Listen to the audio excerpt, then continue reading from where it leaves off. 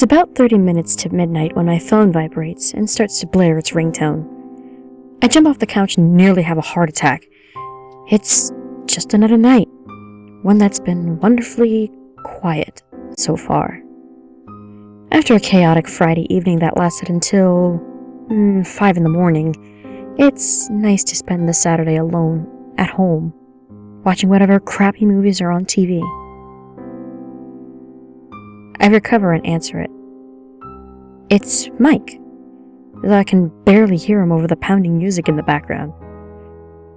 "We're leaving the club now!" He screams. "The girls ditched us and Trent wants to get home early so he can go to church with his family." Sounds good, I say. Did you bring enough cash for a cab this time? Mike's stories of getting stranded downtown in the middle of the night have become legendary. "Nah, Jason's friend has a car. He's driving us back." I frown. Has he been drinking? Like 1 or 2 beers. He says he's fine.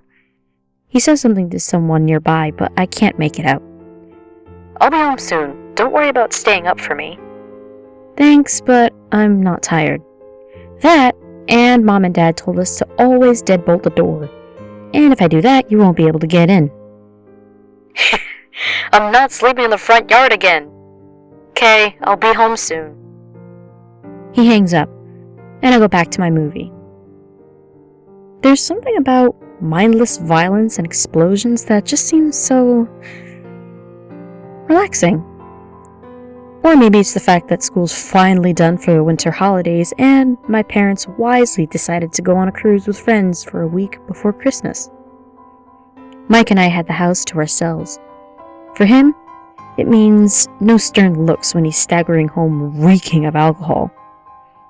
For me, it's no constant reminders to start looking for a job in time for graduation. The movie goes to its 15th commercial, and I head to the kitchen for a snack. As I throw a bunch of eggs, cheese, and vegetables into a skillet, I hear a loud cracking noise in the backyard. I press my face to the cold, frosty window and look out. But there's nothing out there but a few bare trees and some fresh fallen snow. Probably just an animal. It can't be easy to survive in the winter. My cell phone rings again, so I wander back to the living room to grab it. It's Mike. I can hear sirens in the background. So Jason's friend kinda, lost control of the car. It sounds like he's holding the phone half a foot away from his mouth. Oh God, what happened? We hit a pole. Car's totaled, but we're all okay, I think.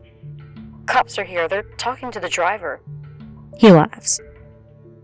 He's definitely drunk. No kidding. They're ignoring the rest of us, and there's a bus here, so I'm gonna go on and get home. Sounds like a plan. I pause and grimace. Wait, do you know what bus to get on? I'll figure it out. We'll call you when I'm close. He's gone, and I go back to the movie. There's a lull in the action when attractive male protagonist and attractive female protagonist engage in an awkward sexual conversation, which might have worked if they had any sort of chemistry. And my mind wanders to my job hunt. A few of my classmates say they know what great companies to work for. Apparently mechanical engineers are invulnerable to the bad employment rate. But I'm not really sure if I just want to jump into things. Traveling would be fun. There'd be something immensely rewarding about sending Mike a photo of me on the beach while he'd be studying for midterms in the middle of October. Totally worth passing up on an easy job for. A sudden blaring noise comes from the kitchen. I jump up into the thick smell of smoke. The omelet, damn it! I run in, pull my burnt snack off the stove, and open every window, letting the chilling air in. My creation is little more than ash, so I open the back door and throw it out for whatever animals are trying to get through the night. So much for that. There's some leftover pasta in the fridge. I'm happy to eat it cold at this point. I'm better off not heating anything up. I settle down and continue the movie, but my mind's going back to traveling.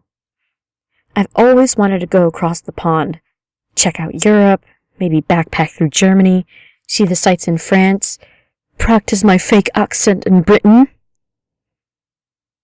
What's it like there in the summer? Hot, I'd bet, but not any hotter than it is here. Hopefully less humid. Again, my ringtone snaps me back to the real world. Now you pick up. Mike's shouting, but I can barely hear him. Wherever he is, the reception is terrible. I've been calling for hours.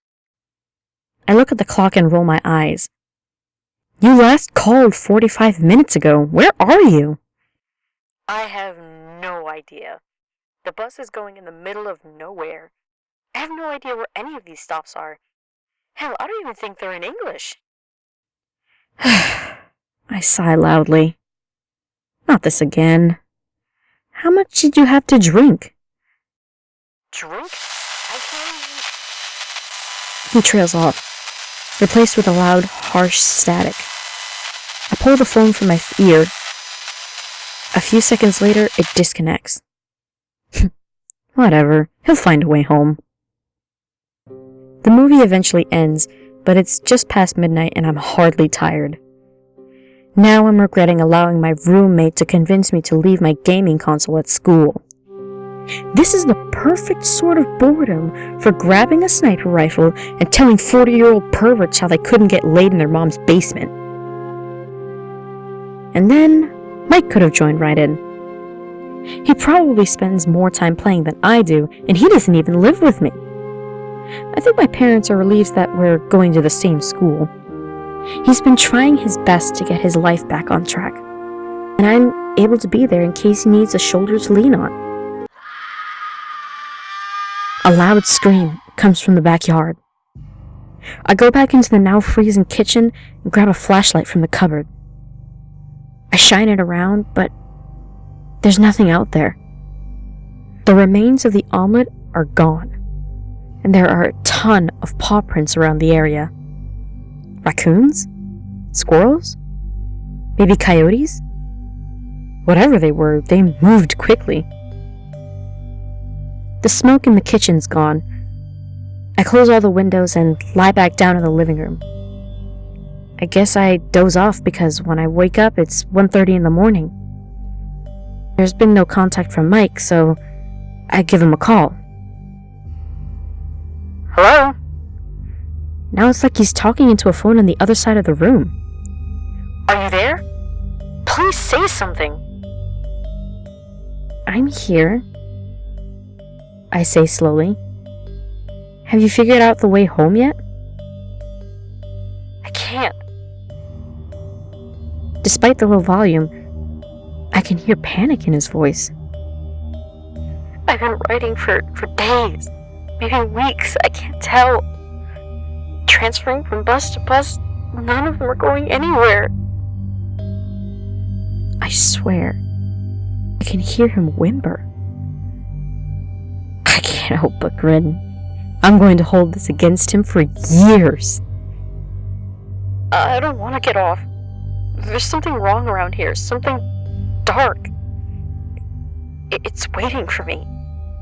Yeah, it's called the night, and it's not very friendly to blackout drunks, now is it? Stop it. Just stop. He fades away. Hello? Mike? I check my phone. It's still connected. If you can hear me, just get off and grab a cab, okay? He comes back with a slightly clearer voice. We just passed Wedmore. I recognize this place. That's good. Seeing as we drove by it nearly every single day when we were kids, I sit up and suddenly I'm feeling groggy. Anyway, I'm gonna go. No! He shouts forcefully. Please, stay. Don't hang up. Okay.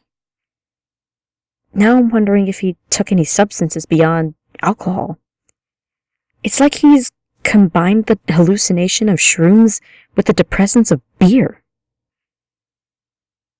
I grimace. It's what the old Mike would have done. Just talk to me. How are things at home?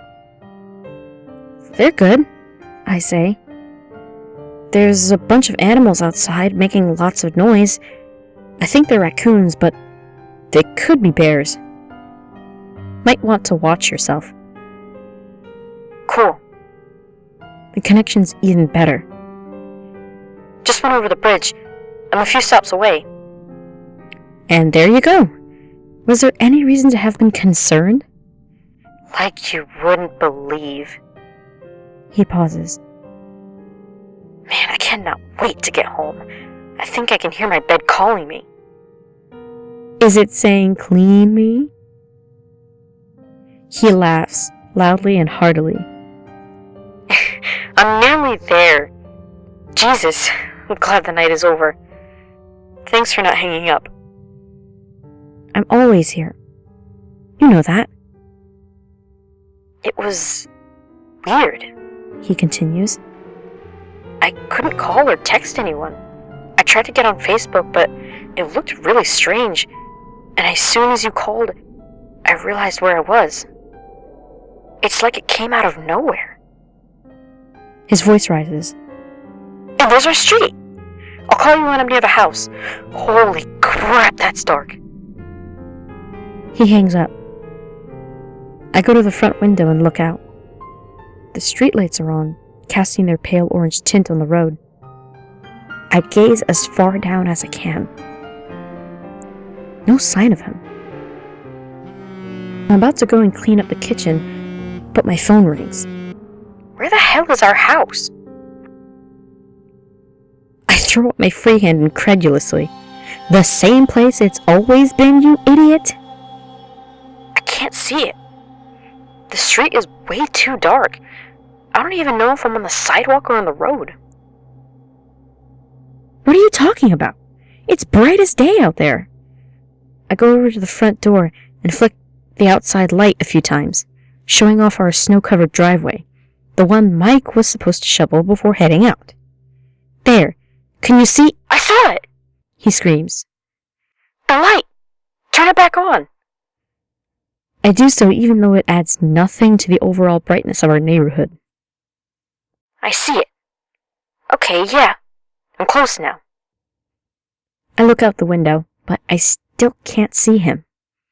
There's just a pair of headlights coming down the street. How close are you?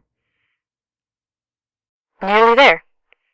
Oh, thank God I'm nearly there. The headlights slow down at my driveway. Are you in a car? No.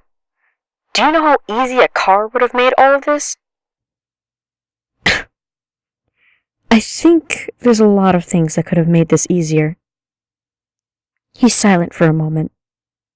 Then he sighs. Look, I know what you're thinking, but I swear, I only had a few drinks. He lowers his voice. I'm done with that other stuff. I made that promise and I'm going to keep it. I know. The car's pulling into my driveway. It's the police? What the hell is going on here? I'm steps away. The house has never looked so good, Mike says. The car stops and 2 officers get out, both struggling on the slippery driveway. They take their caps off and hold them against their chests. No. What is it? Mike asks. I'm at the driveway. Can you see me? The world stops around me. This was supposed to be just another night. Everything I'd done, the movie, the omelet, those animals outside, what I'm going to do when I graduate, had been so inconsequential. That was the point. That was the goddamn point! The officers are walking up the steps. My throat is suddenly very tight, but I managed to get the words out. Yeah, bro. I can see you. Awesome. I'll be there in a minute. Thanks for guiding me home. It's what I'm here for. I take a deep breath. See you soon. Can't wait. He hangs up. A few seconds later, there's a knock on the door. I open it.